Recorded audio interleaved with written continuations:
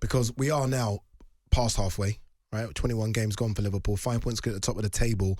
I asked you this question a few months ago, who's going to win the league? You said Arsenal. And you were firmly fixed on Arsenal, Man City at the time, and falling away. Where are Liverpool now? Can they? Will they? Who do you think is going to win the league? Yeah, Liverpool certainly can. I think that they have been brilliant. And what's happened again, in the absence of Mohamed Salah, they have found an answer. They have a rhythm. They have a way of surviving without Mohamed Salah. I remember a few years ago, there was a similar issue. How will Liverpool cope without Mane and Salah? Yeah. And they came up with an answer. Jota was the answer then. Now they've done it again. And again, it's Jota. But also the devastatingly ruthless finishing of Núñez. You know, there was a time very recently where I thought he didn't have that ruthless streak. I thought he could be a good player for Klopp. I thought he could do a job for Liverpool.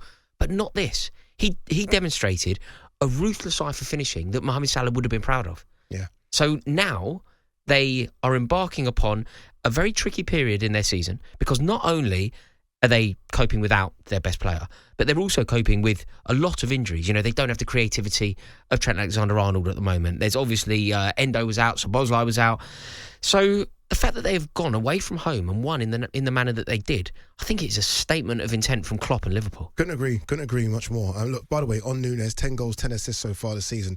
Look, they're not record numbers, but that's solid. That's solid from a team that have so many players going forward that, you know, share the goals about. So for one player to have 10 and 10, considering that he is a bit up and down, is solid. And I'm happy that you mentioned the other players, because I think we will focus on Mo Salah being away, rightly so, best player in the team.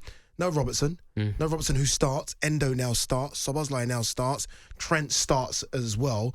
That's a lot of starters. And despite all that, it's 6 wins in 8? Yeah. 6 wins in 8. Like, it really is impressive. And I think one dodgy defeat all season. One defeat. Dodgy. Yeah. Say dodgy. Well, no, I agree. It was total robbery. It was worse than dodgy. It wasn't... Dodgy implies that there's actually some sort of comeback. It was nothing but theft. It was nothing but outright theft.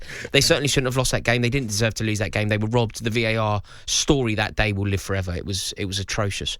So, by some reckoning, you could almost argue that Liverpool are unbeaten this season. They're the only unbeaten team. So there is something spectacular going on. And the fact that Núñez is demonstrating this predatory instinct that I didn't necessarily think he was capable of. He's just a bit of a problem for defenders, isn't he? Because he is strong, he is fast, he's unpredictable. I don't know if he knows what he's going to do. And I don't know how you mark a defender that, if he doesn't know what he's going to do, how do you know what he's going to do? Why can't Liverpool win the league? Let's play that game. I mean, there's one obvious answer. No, I'm talking not City. City's the obvious answer. That's the but answer. In terms of Liverpool's squad, why can't they? Nothing. Okay, cool. Nothing. The reason why Liverpool won't win the league if they end up not winning the league is nothing to do with them. Their points accumulation will be a tally that is capable of winning the league and is worthy of winning the league. Again. The only reason that they won't win the league will be because of the brilliance of Pep Guardiola and Manchester City. The only reason they won't win the league could easily be 3 words: Kevin De Bruyne. Yeah. That's what it could become. But in terms of what Liverpool can do this season, I think we've seen that regardless of the personnel, regardless of the conditions, regardless of the injury crisis, regardless of anything, Jurgen Klopp is a genius. And the way that he's working his squad, like we saw that Bradley come on yesterday.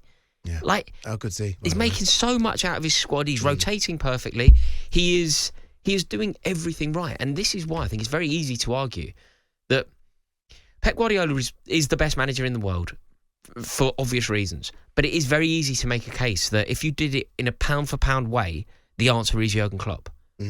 So it's going to be very interesting now, because at half-time, I think Bournemouth were arguably at least the better team, certainly worthy of a point at half-time. And look, Bournemouth a good team, by the way.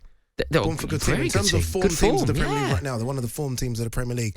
To go there and put 4 past them, having, as you say, been 0-0 at half-time, going in as the happier side, Liverpool, because they've almost got away with it a bit in the first half, says a lot. You know, there's been this talk about if Arsenal want to win the league, they've got to go and get Ivan Toney, right? Ivan Toney will help them win the league or propel them at least up into contention. Do Liverpool need to do anything in this window?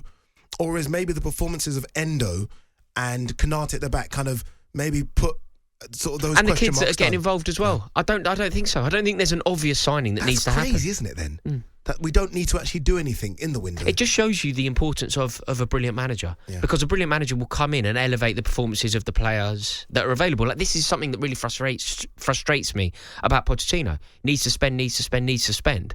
Surely the responsibility of a manager, first and foremost, is to manage. It's to manage the players at your disposal and to help them find better form and elevate their performances, and along with that, elevate the team. That is what Jurgen Klopp has in abundance, in a way that isn't really comparable to anyone. I mean, Guardiola you could bring up, Ferguson, of course, Jose Mourinho-like, but in terms of managers around now, turning, the way that Jose Mourinho would turn a raw player into the best in class. Yeah. That's what Klopp does. Klopp does. That's kind of what Klopp does. Yeah, that's their similarity, isn't it? In terms of that. Look, Klopp's got a bit of an issue, and it's a good issue to have, right? I mean, if Salah does come back and slot straight back in, and Salah will always start on the right side if he's fit, even if he's half fit, he starts. With Jota doing what he's doing now, and Darwin Núñez doing what he's doing, and you got Diaz and Gakpo, who is the front three going forward? If everyone's fit, what does he do going forward? It's a good problem to have. It's a great problem to have, but what's happened is, and I can't believe that I'm saying this, is Darwin Núñez is making himself undroppable. I always felt like he was the weak link. That's the start, yeah. He's now undroppable because what we saw from him, you know when he usually scores goals, the way that we see him scoring, it's like brute strength, power, blazing it home. Not necessarily cute, intelligent finishes. Whereas one of those goals, particularly against Bournemouth, the first one, yeah, like that was a cute. Dennis Bergkamp would have been proud of a finish like that. It's almost like when he doesn't have to think. Like when he doesn't have to think that ball from Jota's nice. It's like, okay, this is it. I've just got to go. When he has to have a touch and a touch and a touch, like even the second one from Gomez's long pass, and it's just like outside of the boot, don't think. It's when he thinks there's a problem. Yeah. What he needs to do, Núñez, is build on this because this is I think that kind of finishing is the best I've ever seen him display. I thought the Newcastle was good. Remember Newcastle was good. Yeah. It was ruthless, but it was very Darwin Núñez-like. Yeah. In on the last shoulder, bang, bad defending, pinged it in. This is different. It's a side to him that perhaps we haven't seen before. And I think he's been very unfortunate at times. He's obviously suffered a lot of ridicule. People have compared him to Andy Carroll, and that's what ludicrous. The Bournemouth fans were singing. He's also very unfortunate because he arrived at the same time as Erling Haaland. Yeah. And the comparison was there for all to see. Obviously, it's Liverpool versus City. It's Klopp versus Pep. It's Haaland versus Núñez. Yeah. And that didn't... And the price tag didn't help either. The price tag didn't help.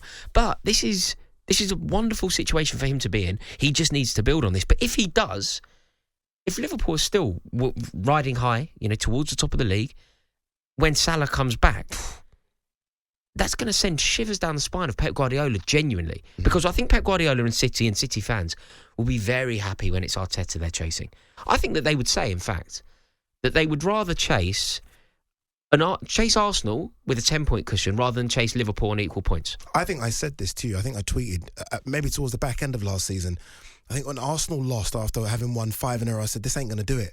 Like this City and Liverpool team, when they're on song, they're winning 10, 11, 12 in a row. Not drawing, not going unbeaten, winning. Yeah. And I agree with you. If Pep's chasing Liverpool, he will know, the history says it, this Liverpool team can go for them toe-to-toe. They can match them. Yes. Whereas Arsenal, we haven't seen that yet. No. I think, and also what we're seeing here is with this Liverpool team, they are looking like a team that believe they can win. Like, say you pick somebody random here. Look at the form of Joe Gomez. Mate, what's going on there? Do you know what I mean? Like, it's quite a good example, though, isn't it? Just Great to show example. the belief. To show the belief. So we could always focus on Jota's finishing, and we could have a conversation about how good he is at finishing if you want. Or we could talk about Darwin Núñez landing and doing what he did.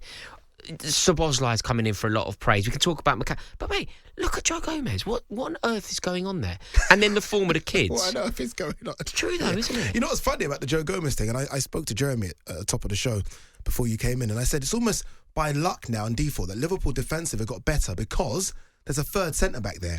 So yes, he's playing as a left back and a right back, but ultimately he's a centre back. He's a defender. He's a defender. He's a big defender who loves a challenge. Very akin to a Kanji. Yeah. And then them sort, it's very light, isn't it? Ben White at Arsenal, you've got 3 centre backs there. Yeah. Liverpool, all of a sudden, they've got Konate, Van Dijk and Gomez. Yeah. Good luck. Yes. Good luck getting past that. So we're going to win it or not? I've never felt like you're more likely to win it than I do now. I still don't think you will, but it's getting closer and closer. Do you know what as well? I made a bit of a ricket at the beginning of the season where I basically said Liverpool won't win the league. Yeah, and you said Arsenal will. There'll be so many Liverpool fans that are watching this right now on your channel and will be saying, yes, he's not picking us, good. Yeah. Because all of a sudden, when you do pick teams, they don't go and do it. So mate, that's misleading. No, it's not. I'm the king of predictions. I've got one wrong. Only one. And ever. that one will stay with you for the rest of your life.